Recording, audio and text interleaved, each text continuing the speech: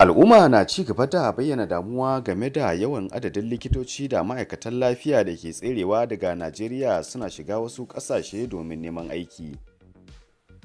'Yan Najeriya da ma masu sharhi kan harkokin yau da kullum na ci gaba da bayyana mabambantan ra'ayi game da abin da suke ganin shine dalilin likitocin da ma'aikatan lafiyar na barin ƙasarsu domin zuwa wasu ƙasashe.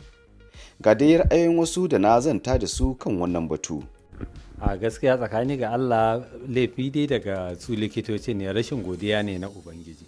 Domin idan ka duba ka gani ka kowane likita a baka 100,000, 200,000 kai 300,000, 500,000, ga wani ana bashi 30,000, dubu abu kuma duk 'yan kasa ne, wani ko kwabo ba a ba. Gaskiya laifin na gwamnati ne, saboda duk inda ka ga an ce ka ɗauki ma'aikacin nan kuma biyan safa kake yi, kuma ka ɗauki kuma abin da ya koya ne kuma yake so ya yi kuma za a biya shi, kaga ya tsallake ya tafi wani wuri to ya san nan wurin ba. Kazalika wani masani a bangaren kiwon lafiya kuma mai sharhi kan harkokin yau da kullum, Ismail Abdullahi Kwalwa, ya danganta matsalar da rashin kishi daga bangaren wasu likitocin da ma'aikatan lafiyar da ke tserewa.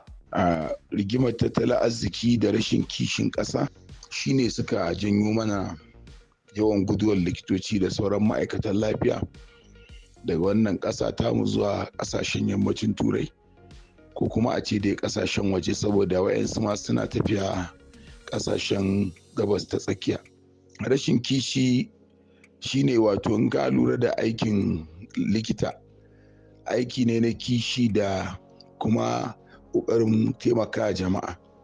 To abin da yake faruwa shine a shekarun da suke nan baya-baya sai zamanto ana shiga aikin ne ba don saboda abauta jama'a ba. Yawancin mutane sukan tura 'ya'yansu su yi aikin likitan ma don saboda kawai shi aiki ne da ka tabbatar ko an ɗauke ka aiki ko ba a ɗauke ka aiki ba kana da abin da za ka yi.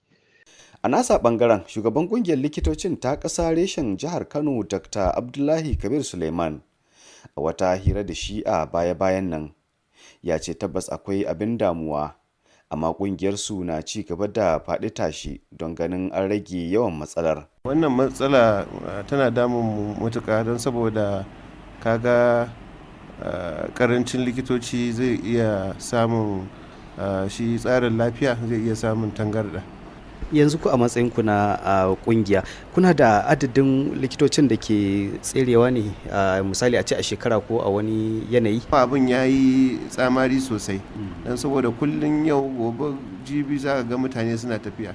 A shekarar da ta wuce a kasar Birtaniya kawai rana ɗaya aka ce ana bawa laisensin aiki na likitocin Najeriya 3.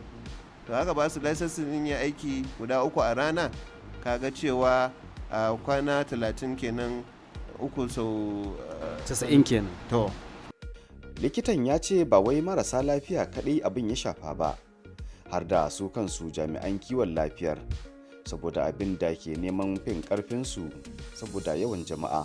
Abubakar Abdulkadir ɗan Gambo, Amnas Hausa TV.